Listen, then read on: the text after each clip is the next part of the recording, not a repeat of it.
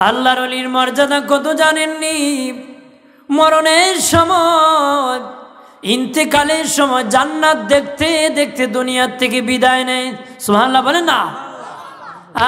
আর মরণের সময় গায়েব থেকে আওয়াজ আসে, ইয়া আইয়াতুহান নাফসুল মুতমাইন্নাতু রুজিই ইলা রাব্বিকি রাদিয়াতাম মারদিয়া فادخلي في عبادي وادخلي جنتي। আল্লাহর ওলিগণ, আল্লাহর বন্ধুগণ, মরণের সময় এরকম গায়েব থেকে আওয়াজ আসে, এইভাবে আওয়াজ দিতে থাকে গো। আল্লাহর ওলি জান্নাত দেখতে দেখতে বিদায় হয়ে যায়। আল্লাহর ওলি যখন কবরে চলে যায়, তার কবরে মুনকার নাকির আসে না, সওয়াল জবাব হয় না রে। সুবহানাল্লাহ বলবেন না? একজন আল্লাহর ওলি যখন চার ব্যক্তির কবরে, চার প্রকার ব্যক্তির কবরে মুনকার নাকি আসে না। এক নম্বর নবীগণ, নবীগণের কবরে মুনকার নাকি আসে না। যদি মুসা নবীর কবরে আজরাইল আসতো, 12টা বাজাই দিত। 12টা বাজাইতো না? মুসা নবীর কবর আইলো, খবর দিত। বন্ধুরে আমার খেয়াল করেন, 2 নম্বর সিদ্দিকগণ, সত্যবাদী সাহাবায়ে কেরাম। সাহাবায়ে কেরাম কবরে গেলে মুনকার নাকি আসে না, তারা সত্যবাদী, তাদের কবরে মুনকার নাকি আসে নাই। আমিরুল মুমিনিন খলিফাতুল মুসলিমিন ওমর ফারুক রাদিয়াল্লাহু তাআলা আনহু ইন্তেকালের পরে একজন সাহাবীর সাথে স্বপ্ন তার দেখা হয়েছিল। আরে ওমর, বলো রে, কবরে কি মুনকার নাকি আসছিল নি? প্রশ্নের উত্তর দিতে পারছো নি? ওমর ফারুক, কবরে মুনকার নাকি আসছিল ঠিক, আমাকে কিছু জিজ্ঞাসা করে নাই। পাশে তো নবী শুয়ে আছে, নবীকে মুনকার নাকি? আমার ওমর রে, কিছু জিজ্ঞাসা করিও না রে। পাশে তো নবী শুয়ে আছে, নবী বলেছে হে মুনকার নাকি, আমার ওমরকে তুমি কিছু বলিও। মুনকার নাকি চলে গেছে, আমার কিছু প্রশ্ন করে। প্রশ্ন কি? 3 নম্বর শহীদগণের কবরে মুনকার নাকি আসে না। আল্লাহর রাস্তায় যারা শাহাদাত বরণ করেছে, শহীদ হয়েছে গো, তাদেরকে যখন কবরে রাখা হবে, রাখা হয়েছিল, তাদের কবরে মুনকার নাকি আসে নাই। আসিয়া কি প্রশ্ন করবে, মান রব্বুকা, তোমার রবকে? আর এই শহীদ ওই রবের জন্য জীবন দিয়ে দিছে। আমি রবের জীবন দিছি, আরো পরিচয় লাগবে রবে। জীবন দিয়ে দিছি জিহাদের মাটি, আরো পরিচয় দেওয়া লাগবে নাকি? দিয়ে না, কোন মুনকার নাকি শহীদগণের কবরে আসবে না। আল্লাহু আকবার বলেন। 4 নম্বর সালেহগণ, সত্যবাদী আল্লাহওয়ালা, যারা বুজুর্গ ওলি আল্লাহ হয়েছে, তাদের কবরে মুনকার নাকি আসে না, তাদেরকে জিজ্ঞাসা করবে না। কারণ তারা সারা জীবন শয়তানের বিপক্ষে জেহাদ করেছে, নফসের জেহাদ করেছে, শয়তানের বিপক্ষে জেহাদ করেছে। যে শয়তান আল্লাহ থেকে ভুলে দেয়, সেই শয়তানের সাথে জেহাদ করে করে তারা শাহাদাত বরণ করে কবরে চলে গেছে। এমন ওলি আল্লাহর কবরে মুনকার নাকি আসবে না। এই হলো ওলিদের মর্যাদা। একটু চিল্লায়া বলেন আল্লাহু আকবার। বাবাজি, 5 কাজ একসাথে যারা একত্রে করবে ধারাবাহিক, আমিও করলে ওলি হব গো, আপনিও করলে ওলি হবেন, যারা আছেন সকলেই করলে ওলি হবেন, যারা আছেন সকলে আল্লাহর ওলি হবেন। একসাথে 5 কাজ যদি করতে পারেন, তারাই আল্লাহর ওলি হয়ে যাবে। একসাথে কয় কাজ? পেন্ডেল একটু বাতি দিলে, বাতি কম দিছে। হাজিরিন, একসাথে কয় কাজ? একটা বাদ দিয়ে আর একটা না, ধারাবাহিক করতে হবে। প্রথমটা বাদ দিয়ে দ্বিতীয় না, শেষেরটা করবেন না, একসাথে প্রথম, দ্বিতীয়, তৃতীয়, চতুর্থ, পঞ্চম, 5টা একসাথে করতে হবে ধারাবাহিকভাবে। 5 নম্বর কাজ যে করবে, 4টা করার পরে 5 নম্বরে যে ভর্তি হবে, সে আল্লাহর ওলি হয়ে যাবে। 1 নম্বর কাজ, সব গুনার কাজ ছেড়ে দিতে হবে। সব গুনার কাজ ছেড়ে দিতে হবে গো। আল্লাহর ওলি কোনো গুনার কাজ করবে না, গুনার কাজে মজা পাবে না, সব নেক কাজে মজা পাবে। গুনার কাজ তার কাছে সাজা মনে হবে। কোনো গুনার কাজে লিপ্ত হবে না, পাপ কাজ ওলি করবে। 2 নম্বর, সব ফরজ ইবাদত করতে হবে। 3 নম্বর, ওয়াজিব ইবাদত করতে হবে। 4 নম্বর, বাবাজি সব সুন্নত ইবাদত করতে হবে। 5 নম্বর, সব নফল ইবাদত। 5 নম্বর, সব নফল সুন্নতি নফল ইবাদত যখন শুরু করবে তখনই লোকটা আল্লাহর ওলি হয়ে যাবে। প্রথম হলো গুনাহ ছেড়ে দিবে, দ্বিতীয় ফরজ ইবাদত করবে, তৃতীয় ওয়াজিব ইবাদত করবে, চতুর্থ সুন্নতে মুআক্কাদে ইবাদত করবে। এই 4 কাজ করার পরে এই লোকটা আল্লাহর বান্দা হয়ে যাবে। বন্ধু হয় নাই, কি হয় নাই? এখনো বন্ধু হয় নাই। কারণ বাবাজি যারা গুনার কাজ করবে, গুনার কারণে জাহান্নামে যেতে হবে, গুনার কারণে জাহান্নামে যেতে হবে। এই জন্য জাহান্নামের ভয়ে গুনার কাজ করব না। 2 নম্বর, ফরজ ইবাদত ছেড়ে দিলে জাহান্নামে যেতে হবে, ফরজ ইবাদত ছাড়ব না জাহান্নামের ভয়ে। 3 নম্বর, ওয়াজিব ইবাদত ছাড়ব না, ওয়াজিব ছেড়ে দিলে জাহান্নামে যেতে হবে। বাবাজি এই জন্য ওয়াজিব ছাড়ব না রে। 4 নম্বর, সুন্নতে মুআক্কাদা ছাড়ব না। সুন্নতে মুআক্কাদা যদি না ছাড়ি, কিয়ামতের দিন সুন্নতে মুআক্কাদা আদায় করলে নবীর সুপারিশ আমাদের নসিব হয়ে যাবে। বান্দা হলে সুপারিশ পাওয়া যায়। বান্দা হলে কি? প্রথম হলো গুনার কাজ, গুনার কাজ করবে না জাহান্নামের ডরে, ফরজ ছাড়বে না জাহান্নামের ডরে, ওয়াজিব ছাড়বে না জাহান্নামের ডরে, সুন্নতে মুআক্কাদা ছাড়বে না নবীর সুপারিশের ডরে। সুন্নতে মুআক্কাদা যখন পড়বে নবীর সুপারিশ পাবে, পায়ে জান্নাতে যাবেন। তাহলে 5 নম্বর কাজ জান্নাতে যাওয়ার জন্য আর লাগে না, কথা বলবেন না। সুন্নতে জায়েদা যেটা নফল ইবাদত,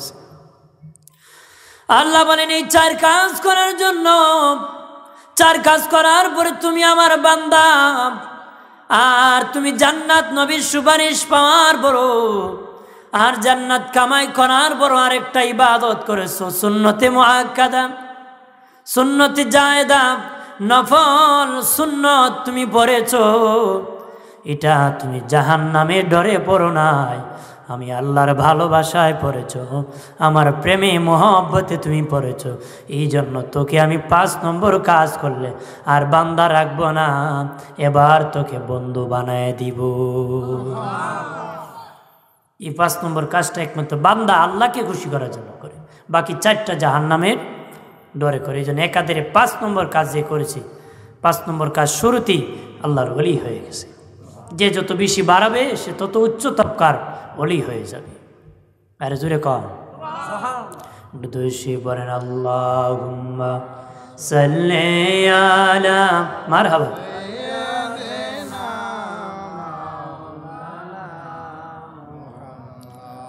আলা আলি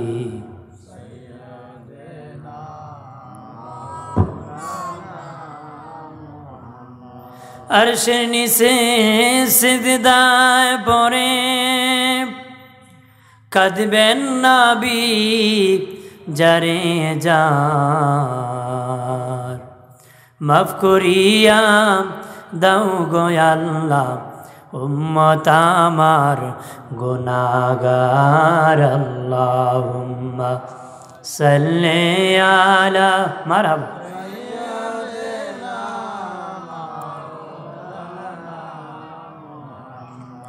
ওয়ালা আলি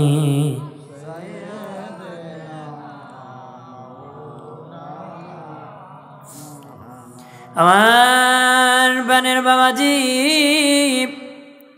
আল্লাহর ওলিদের ইজ্জত কত জাননি? আল্লাহর ওলিগণের কোনো জায়গায় ভয় নাই, কি নাই? কবরেও নাই, হাসরেও নাই, মিজানো কোনো জায়গায় ভয় নাই, চিন্তা নাই, টেনশন নাই। কারণ তারা নিজে অলি হয়েছে, তাদের সান্নিধ্যে যারা এসেছিল তাদেরকে আল্লাহর অলি বানায় দিছে। তারা দিনের প্রতি মেহনত করেছে, মেহনত করার কারণে তারা উচ্চ তবকার জান্নাতি হয়ে গেছে। হাশরের মাঠে যেদিন আল্লাহর অলিগণ দাঁড়াবে, আমার আল্লাহ একটা নূরের মিম্বর দিবে, তারা নূরের মিম্বরে দাঁড়াবে। আল্লাহু আকবার বলেন না। তারা ভিআইপি হবে, ভিআইপি, তাদেরকে ভিআইপি দিবে। আল্লাহ বলবেন তোদের সাথে 70,000 গুনাহগারকে জান্নাতে যাওয়ার জন্য সুযোগ করে দিছি। ভিআইপির তারা 70,000 গুনাহগারকে সুপারিশ করে জান্নাতে নিয়ে যেতে পারবে। জোরে কোন সুবহানাল্লাহ। আর জোরে বলে আমার বানের বাবাজি, খেয়াল করেন ভালো করিয়া, আল্লাহর ওলি হলে কত পাওয়ার হয়। আল্লাহ বলেন তার হাত আমি আল্লাহর কুদরতি হাত, তার পা আমি আল্লাহর কুদরতি পা, তার জবান আমি আল্লাহর কুদরতি জবান, তার সব আমি আল্লাহর সব হয়ে যায়। অর্থাৎ আল্লাহর হাত বলতে আল্লাহর ইচ্ছার বিপক্ষে তার হাত চলে না, আল্লাহর ইচ্ছার বিপক্ষে তার পা চলে না, আল্লাহর ইচ্ছার বিপক্ষে তার কথা চলে না, আল্লাহর ইচ্ছার বিপক্ষে তার মন চলে না। আর জোরে বলে, জোরে বলে।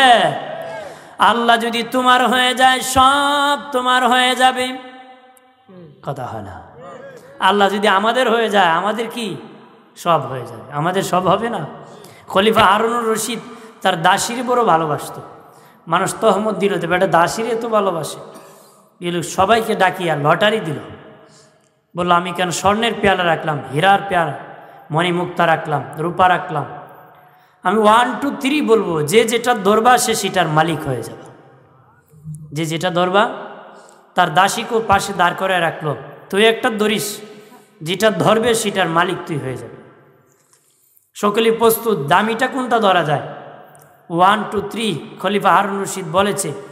কেউ পেয়ালার স্বর্ণের পেয়ালার ধরেছে, রূপার পেয়ালার ধরেছে, টাকার তলিতে ধরেছে, হীরা মণিমুক্তা যা এক একজন এক একটাতে ধরেছে।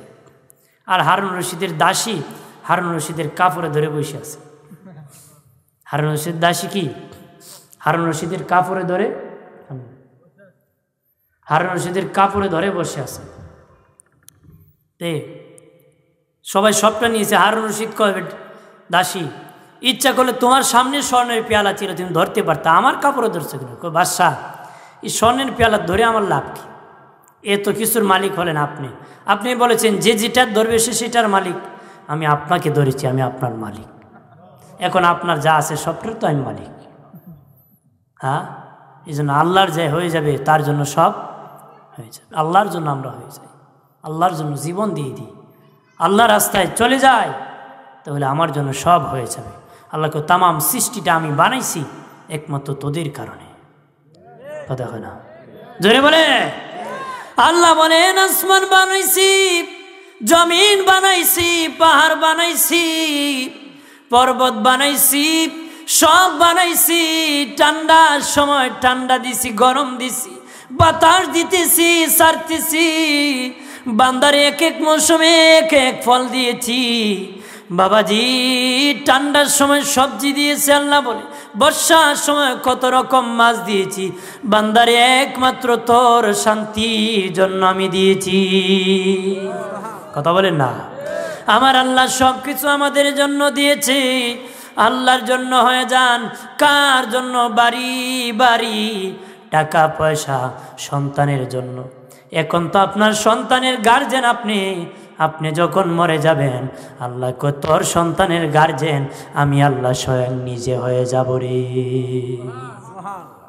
অনেক সন্তান আছে ছোট্ট বয়সে বাবা মরে গেছে, মানুষ কইছে কেমনে খাইব, দেখে যায় বাবার মরে তারা আরো ভালো খাইছে, কথা কয় না? বাপ যখন মরে গেছে এর আগে অভাব ছিল, বাপ মরে যাওয়ার পর অভাব চলে গেছে। আল্লাহ কয় আগে ছিল তোর বাবা তোর গার্জেন, এখন আমি আল্লাহ স্বয়ং নিজে তোর গার্জেন হয়ে গেছি। এই জন্য সন্তানের জন্য হারাম ইনকাম করে রাখার জন্য বলে না ইসলাম, কথা বলে ঠিক কিনা? আল্লাহ আশা দিয়েছে তুমি যদি হালাল ইনকাম করে কম হয়, এক ওয়াক্ত হলে আরেক ওয়াক্ত না খা, চিন্তা করিস না, পরের রক্ত তোর সন্তান উপবাস থাকবে না, তুই মরে গেলেও আমি আল্লাহ ব্যবস্থা করব। একজন বিশ্ববিখ্যাত ওলি হুজাইল ইবনে আয়াজ রহমতুল্লাহ, বড় ডাকাত ছিল। কি ছিল? ওলি। কিভাবে হয়েছে বলবো? আমরা ওলি হব। আমরা কি হব? যে যে পাপ করেছি সে ছেড়ে দিয়ে ওলি হব। তো আরব দেশে ওনার বাড়ি, ডাকাতি করত, ডাকাতির সর্দার ছিল। কি ছিল? সর্দার ছিল। মনে করেন এক মুসাফির লোক রাস্তা দিয়ে যাচ্ছে, ভালো মানুষ রাস্তা দিয়ে যাচ্ছে, স্বর্ণে একটা তলি মানে মাল সম্পদ নিয়ে যাচ্ছে। জঙ্গলের কাছে গিয়ে বললো, এই এলাকা তো হুজাইল ইবনে আয়াজ ডাকাতের এলাকা, আমার মাল তো নিয়ে যাব, আমি রাত্রি জঙ্গলে কোনো জায়গায় রাত কাটাই দিই। জঙ্গলে যখন ঢুকছে গিয়ে দেখে এক বেটা আবা পরনো লম্বা টুপি লাগায় এইভাবে দিয়া নামাজের মুসল্লার পর দাঁড়ায় নামাজ পড়তেছে। উনি মনে মনে কয় যে এখানে হুজাইল ইবনে আয়াজের ডাকাতের বাড়ি, এখানে একজন আল্লাহওয়ালার বাড়িও আছে। কার বাড়ি আছে? আল্লাহওয়ালার। উনি খুব ভালো হয়েছে, ওনার সাথে তাকিয়া রাত কাটাই দেব। পাশে গিয়া মনে মনে কয় এখন যদি স্বর্ণের তলিটা আমার হাতে থাকে, হয়তো ডাকাত বের দিলে নিয়ে যাবে, ইনি যেহেতু স্থানীয় ওনার কাছে রেখে দিই। কয় আমার এই মালটা আপনার কাছে আমানত রাখলাম, সকালবেলা আমি নিয়ে যাব। সকালবেলা কি ওর কাছে আমানত রাখিয়া মুসাফির লোকটা তার পাশে নামাজ পড়তেছে। রাত যখন শেষ ভাগে চলে আসছে, দেখি দলে দলে ডাকাতরা আসিয়া তার কাছে মাল জমা দিতেছে। যে বেটা নামাজ পড়তেছিল বেটা তার মাল জমা দেয়। এখন দেখি হুজাইল ইবনে আয়াজ বড় ডাকাত। মনে মনে কো আল্লাহ গো, মাল জমা দিলাম তো জমা দিলাম, বাঘের কাছে ছাগল বাকি দিলাম, আমার হাতে রাখতাম তো ভালো ছিল, তার কাছে জমা দিছি। আর জমার সময় বলেছে আমি হাতে ধরবো না, আমার নামাজের বিছানার নিচে তুমি রেখে দাও। নামাজের বিছানার নিচে। সব ডাকাতরা মাল যখন আনিয়া দিল, দিতে দিতে সবাই এসে গেল। হুজাইল ইবনে আয়াজ হলো বড় সর্দার ডাকাত, মাল বন্টন করা শুরু করলো। বন্টন করতে করতে নিজের জন্য বড় বাট্টা রেখে দিল।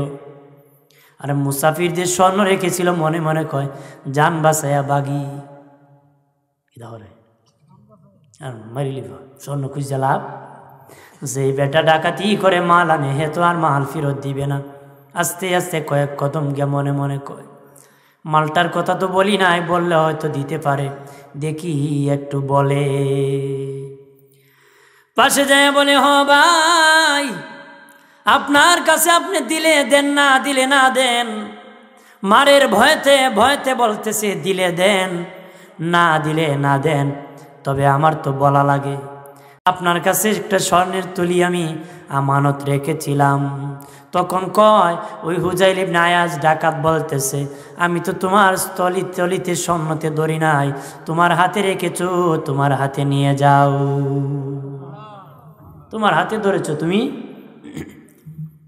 এমনি যখন নিয়ে যায়, ডাকাতরা বলে, ও সর্দার, সারা রাত ডাকাতি করিয়া মালা নিয়ে আপনার কাছে দিয়ে আপনি বন্টন করে বড় বাট রাখেন, আর মাল আপনার কাছে নিজে ধরা দিয়েছে, আপনি তাকে ফেরত দিয়ে দিলেন। আমরা কষ্ট করে আনি, আপনি ফেরত দিয়ে দিলেন। অনুমতি দেন গো, মালটা আমরা তার কাছ থেকে রেখে দিই, এটা তো ঠিক না। আমরা ডাকাতি করে আপনার কাছে দিই, আপনি বন্টন করে বড় বাট রাখেন, আর এখন বুঝি আর স্বর্ণ আপনার কাছে আমানত রাখছে, আপনি দিয়ে দেন। এবার ডাকাতি করে কার বাড়িতে কতটুকু করছি এটা আবার লেখে রাখে। হুজাইল ইবনে আয়াজ কি করে? লেখে রাখে।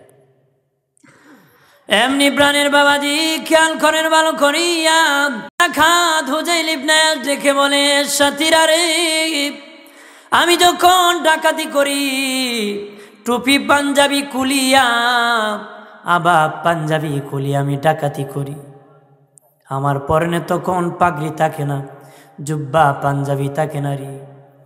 আমি কালি সেই সময় এইগুলা সুন্নতি জুব্বা নিয়ে ডাকাতি করি না।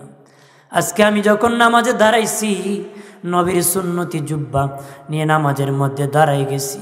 ওই লোকটা ভাবছে আমি আল্লাহওয়ালা, এই জন্য আমার কাছে আমানত রেখেছে। এখন যদি আমি খেয়ানত করি, সারা জীবন সে এরকম জুব্বাওয়ালা দেখলে ডাকাত মনে করবে, আর বিশ্বাস করবে না।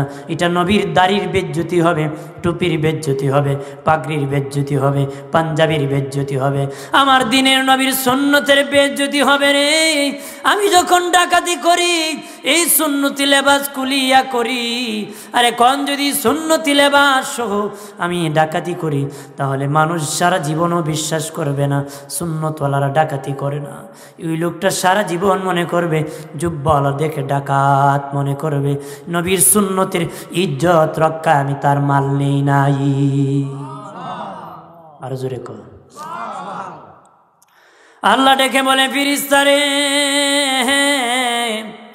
হেদায়েতের দরজার মধ্যে, হেদায়েতের লিস্টির মধ্যে হুজাই ইবনে আয়াজের নামটা উঠাইয়া দে। আমার বন্ধুর সুন্নত কি ইজ্জত করেছে, আমি আল্লাহ তাকে হেদায়েত দান করে দিব।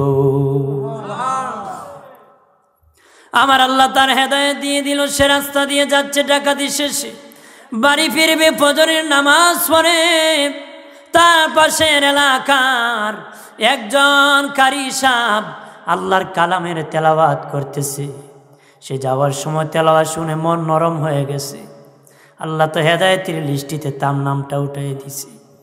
সে মনে মনে কয়, এখন যদি একটু পরে মরে যায়, আল্লাহর আদালতে কি জবাব দিব রে।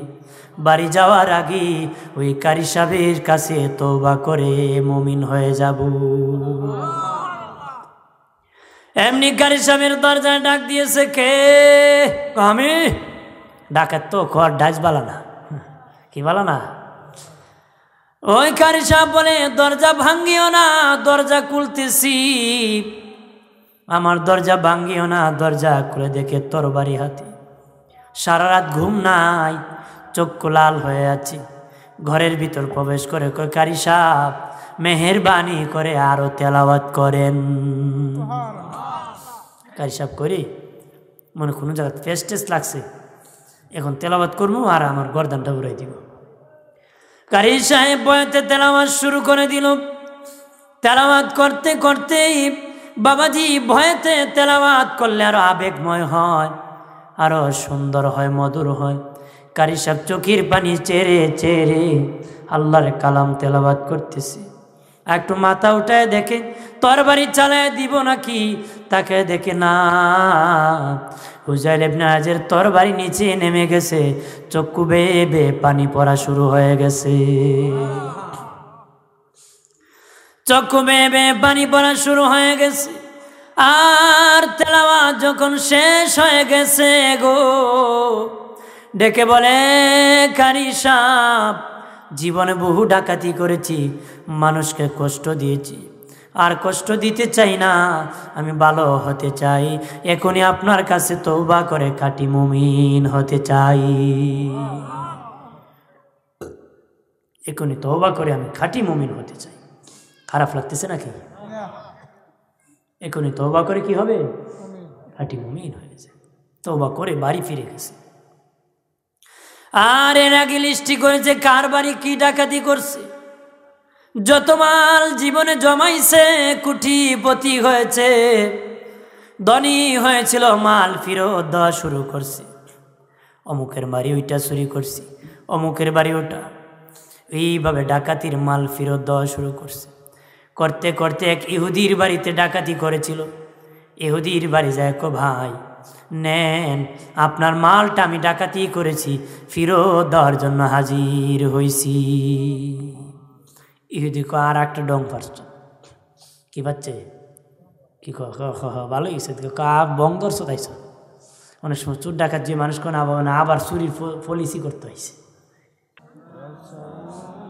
আমার প্রাণের দুস্থ বুজুর্গ নানি, ও বাবাজি, ওই ইহুদির বাড়িতে যে বলে, ইহুদি ভাই তোমার বাড়িতে ডাকাতি করেছিলাম, এই মাল ফেরত দেওয়ার জন্য এসেছি।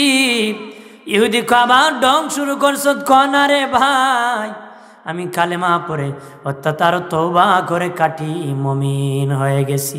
ইহুদিকে দেখি তুই তওবা নিয়ে করছ, দাঁড়া। এমনি একটা বস্তা নিয়ে কয় এটাতে হাত দে।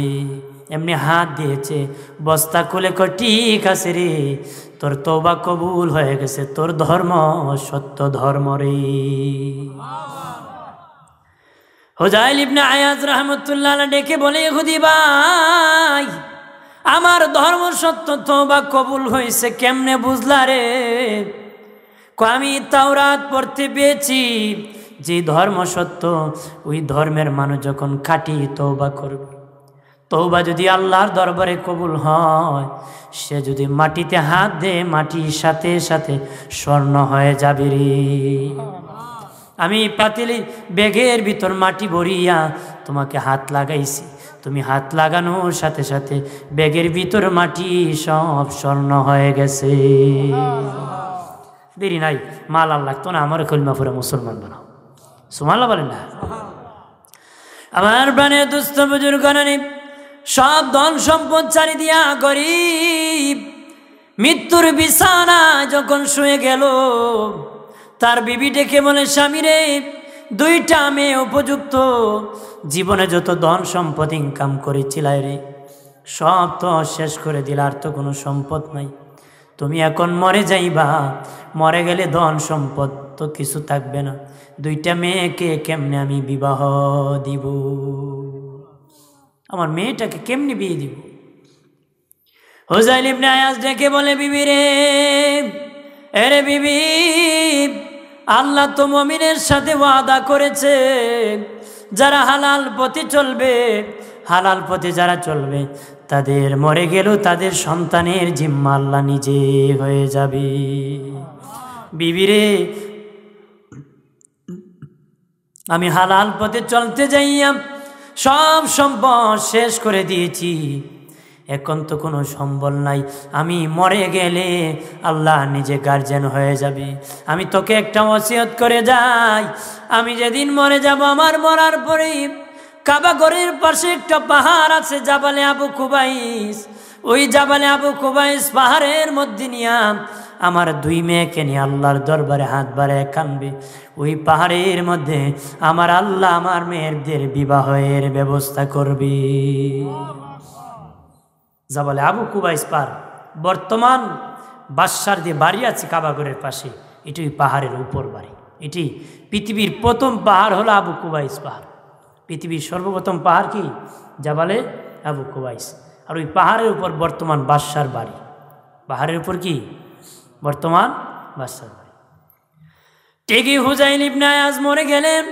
ইন্তেকাল হয়ে যাওয়ার পরে তার বিবি দুই মেয়েকে নিয়া জাবালে আবু কুবাইস পাহাড়ের পাশে যাইয়া হাত বাড়াইয়া আল্লাহর কাছে দোয়া করতেছে, আল্লাহ গো, ও আল্লাহ, তুমি তো আমার মেয়ের গার্জিয়ান হয়ে গেছো, আমার মেয়েদের বিবাহের ব্যবস্থা করে দাও। ওই সময় যিনি বাদশা ছিল, ওনার অন্তরে আল্লাহ জারি করে দিলেন, দয়া লাগাই দিলেন, যা যা এই মুহূর্তে আবু কুবাইস পাহাড়ে যা, যায় দেখে একটা নারী দুইটা মেয়ে নিয়ে চোখের পানি ছেড়ে কাঁদতেছে। ডেকে বলে, মা কেন কান্দ? আমি যা আবু, আমি আমার দুইটা মেয়ে উপযুক্ত, বিয়ের উপযুক্ত, তাদের বাবা নাই। হুযাইল ইবনে আয়াজ পৃথিবী থেকে বিদায় হয়ে গেছে। হকের উপর থাকার কারণে কোনো সম্পদ রাখে নাই, সব শেষ করে দিয়েছে।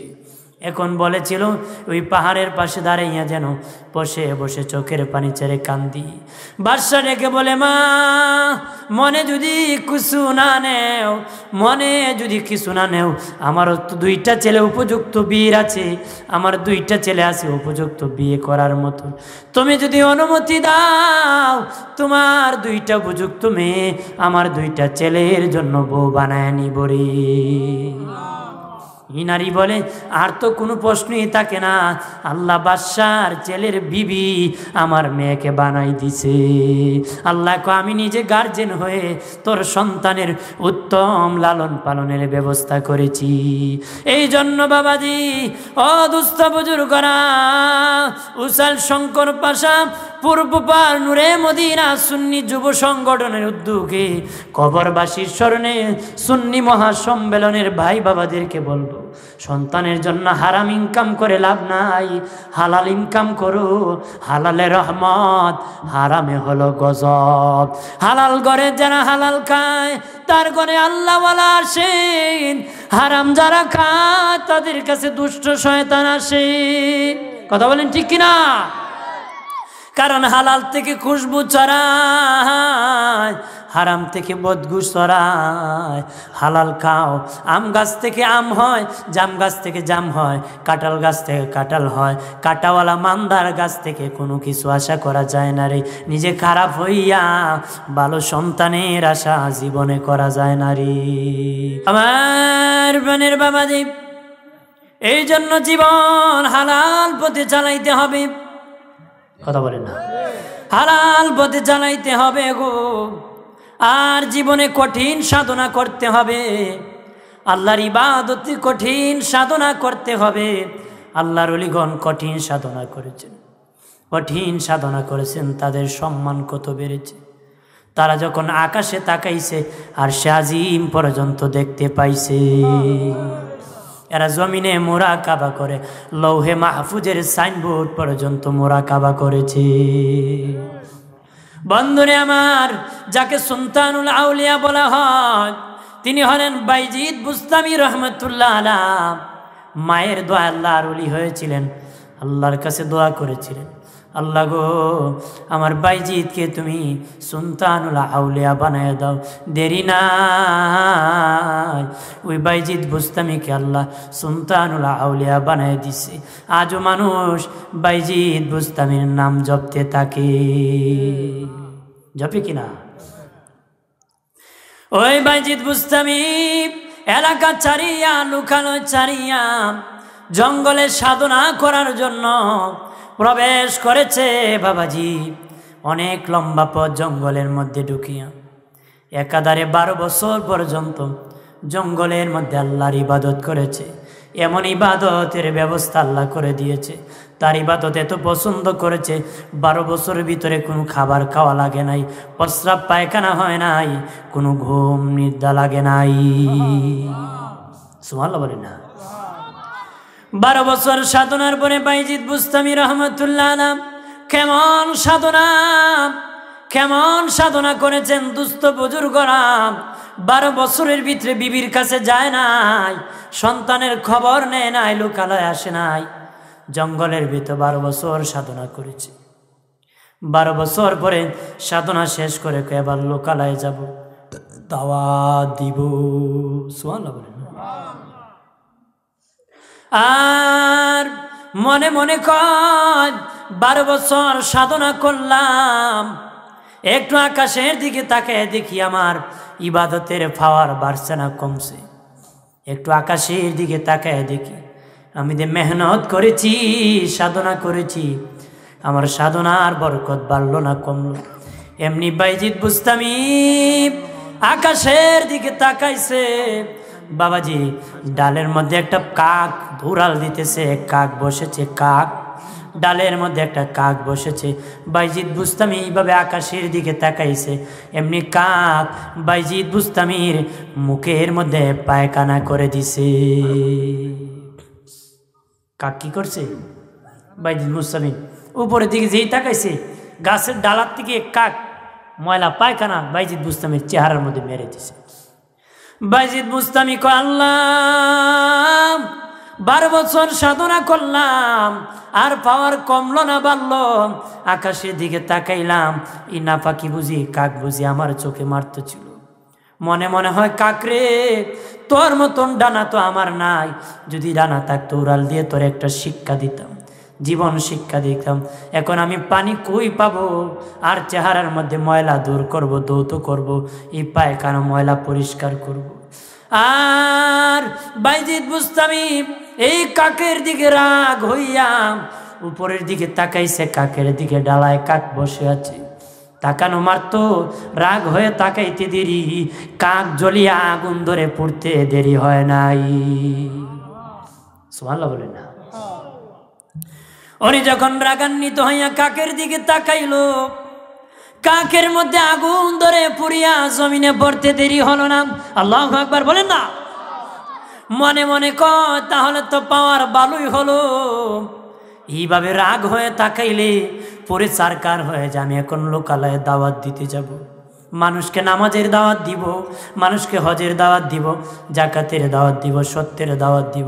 কেউ যদি আল্লাহকে না মানে আমি বাইজিৎ রাগ করে তাকাবো, জ্বালায়া পোড়ায় দিব। একজন জ্বলে গেলে বাকি সব হেদায়েত পেয়ে জান্নাতি হয়ে যাবে। উনি জঙ্গল থেকে হাঁটা শুরু করলেন। হাঁটতে হাঁটতে 6 মাসের রাস্তা হাঁটিয়া লোকালয়ে কাছাকাছি যখন চলে আসলেন, আসরের আজান হয়ে গেল। বললেন আজান হয়ে গেল, নামাজ পড়ব। দেখি সামনে একটা বাড়ি নি পাই, ওই তুই বাড়ির থেকে ডাক দিব, কিছু পানি নিয়ে উজু করে আসরের সালাত আদায় করব। হাঁটতে হাঁটতে সামনে একটা ঝুপড়ির মধ্যে বাড়ি পেলেন। দেখলেন সূর্য ডুবে ডুবে তাড়াতাড়ি নামাজ পড়তে হবে।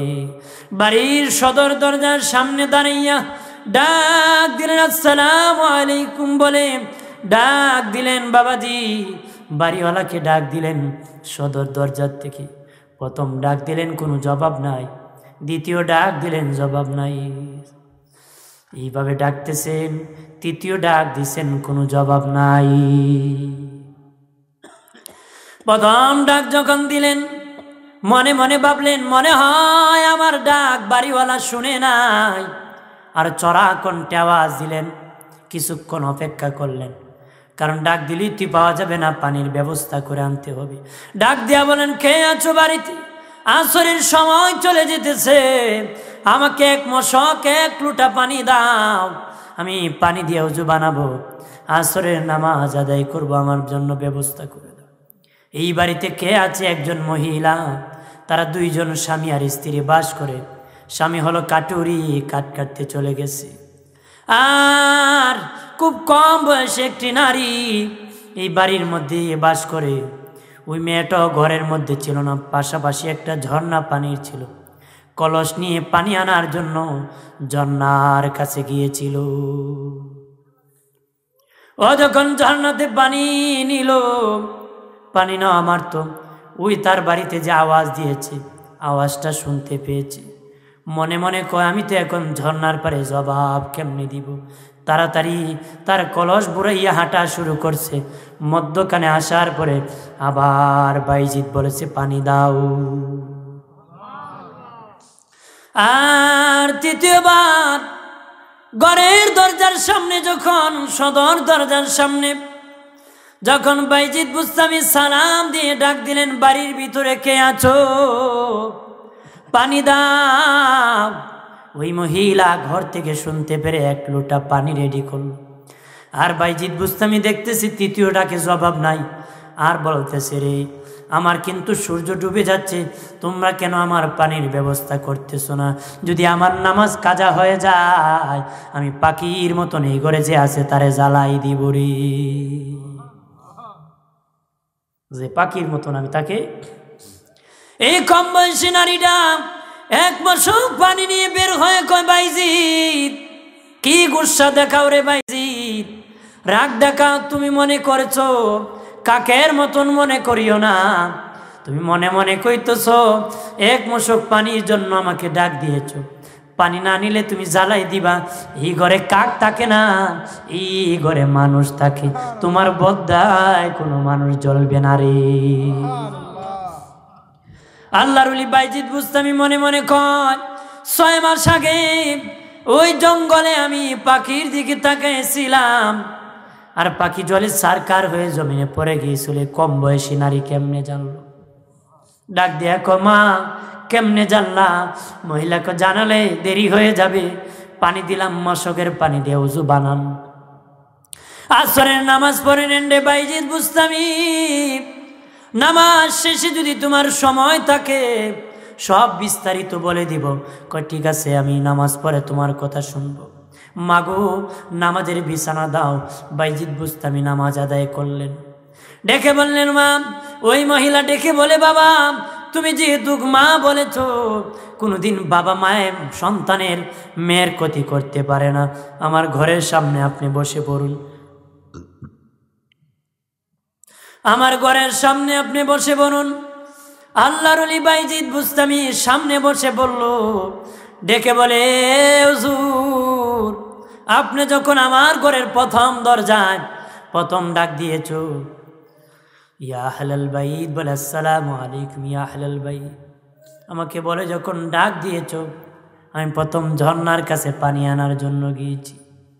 আমি আওয়াজ শুনেছি, আরও আমার দেরি হয়েছে কেন জাননি? আমি যখন ঝর্ণার পাড়ে ছিলাম, এখান থেকে 4 মাসের রাস্তা ইরাকের বস্তান নগরে আমার বোনের বাড়ি। আমার বোন পাকের ঘরে চুলার মধ্যে লাকড়ি কাঠ দিয়ে আগুন ধরাইয়া, চুলার মধ্যে খাবার বসাইয়া পানি আনার জন্য বের হইছে। আস্তে আস্তে দেরি হওয়ার কারণে কাটে আগুন ধরে ধরে আমার বোনের পাখের ঘরে আগুন লেগে গেছে। ওখান থেকে 4 মাসের হাঁটার রাস্তা। ও ভাইজিৎ, সেখানের মধ্যে যখন আগুন ধরে ফেললো, তখন সামান্য পানি ছিল, ওই পানি দিয়ে কেউ আগুন পাশাপাশি মানুষ নিভাতে পারে নাই। মানুষ তাকায় দেখতেছে। আর আমি ঝর্ণার পাড়ের থেকে 4 মাসের রাস্তা দূর থেকে দেখলাম, আমি ঝর্ণার পানির থেকে 1 মশক পানি হাতে নিয়ে আমার বোনের বাড়িতে পানি নিক্ষেপ করে দিলাম। সাথে সাথে আমার বোনের বাড়ি পাখির ঘরের আগুন নিভে যায়।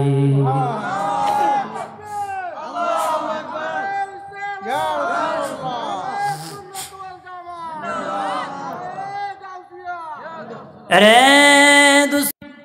বাইজিদ বুস্তামি বলে, মাম এরপরে কি বলো? বাবা বাইজিদ বুস্তামি, আমি যখন রওনা করলাম, মধ্যখানে আসার পরে আপনার আওয়াজ শুনলাম, আসসালামু আলাইকুম ইয়া আহলাল বাইত, এইভাবে আওয়াজ শুনলাম। বাবা গো, আমি মধ্যখানে তো জবাব দিতে পারি না।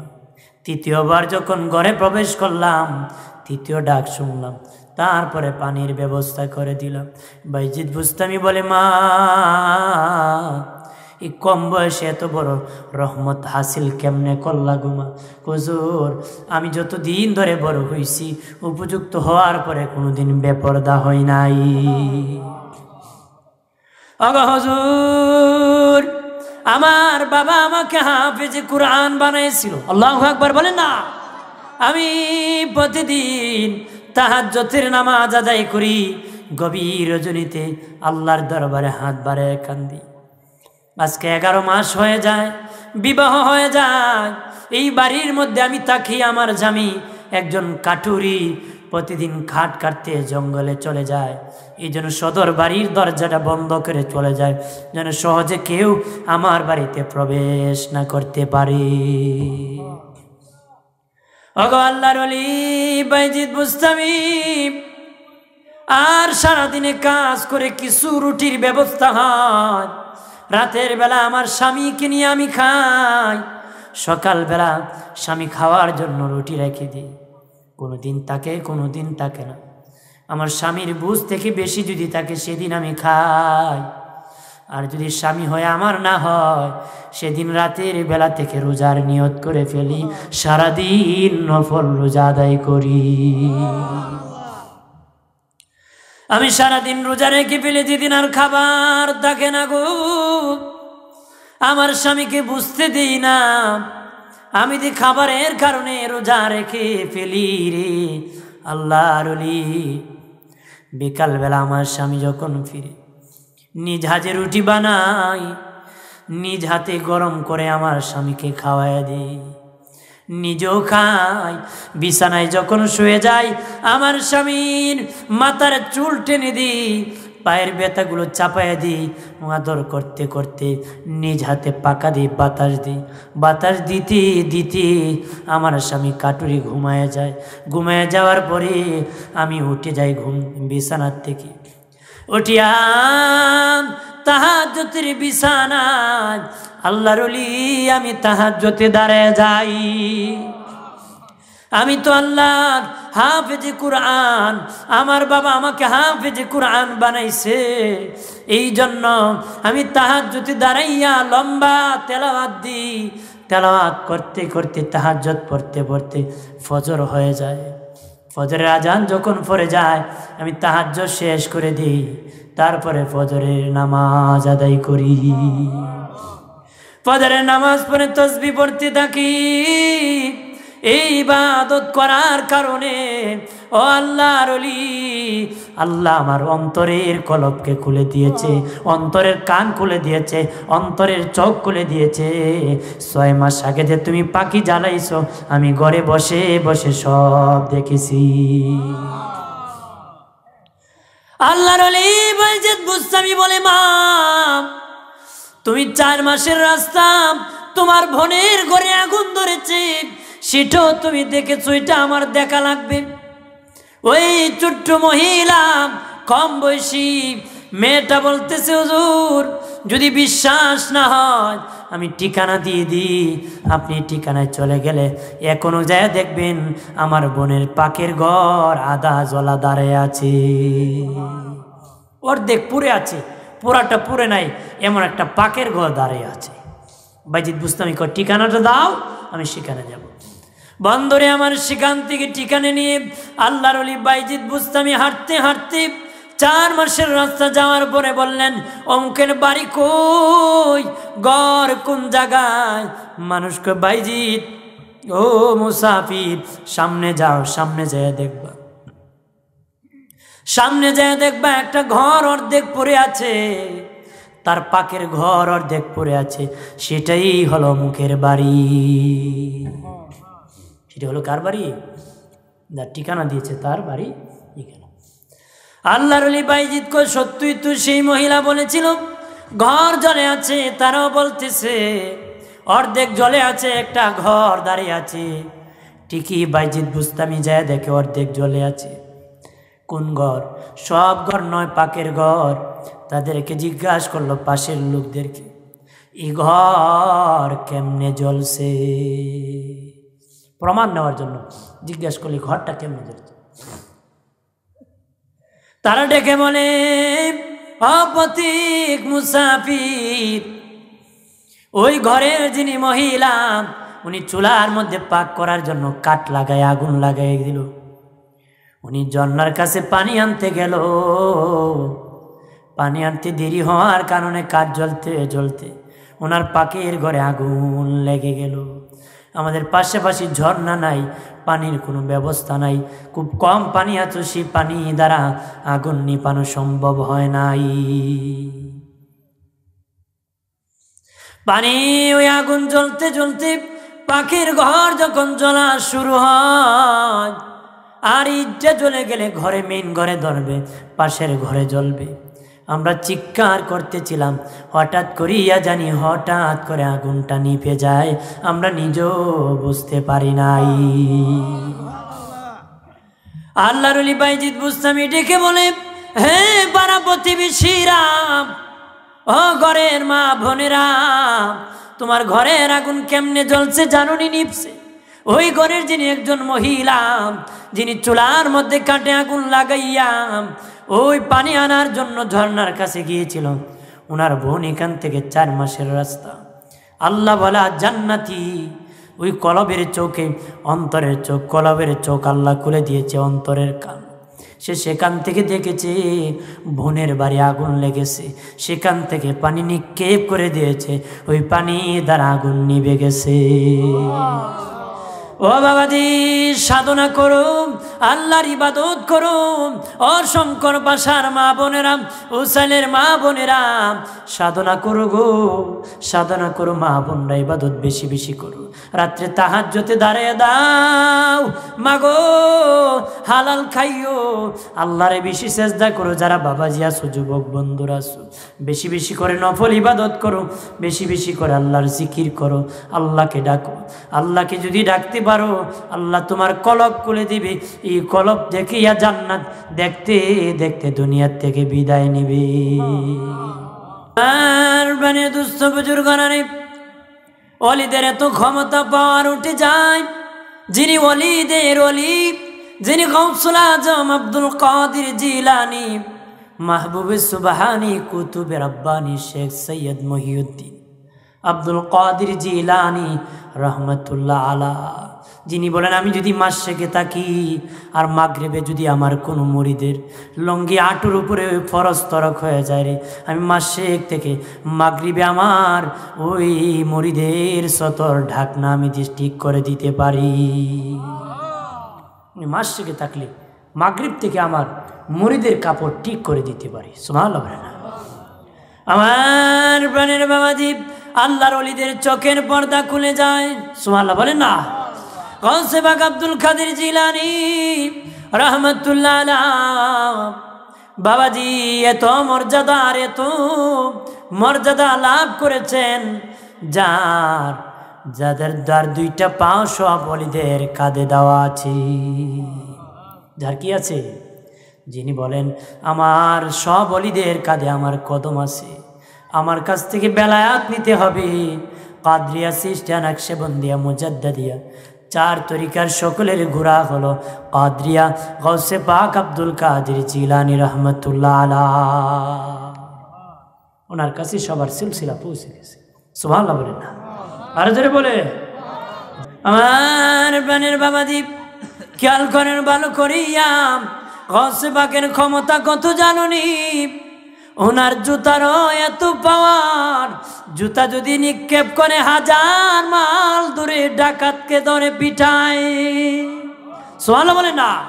আমার গাউসে পাকের একজন মুরিদ রাস্তা দিয়ে যাচ্ছে, ডাকাত ধরেছে, ডাকাতে ধরেছে, ওনাকে ডাকাতি করবে। ইয়া গাউসে পাক বলে ডাক দিয়েছে।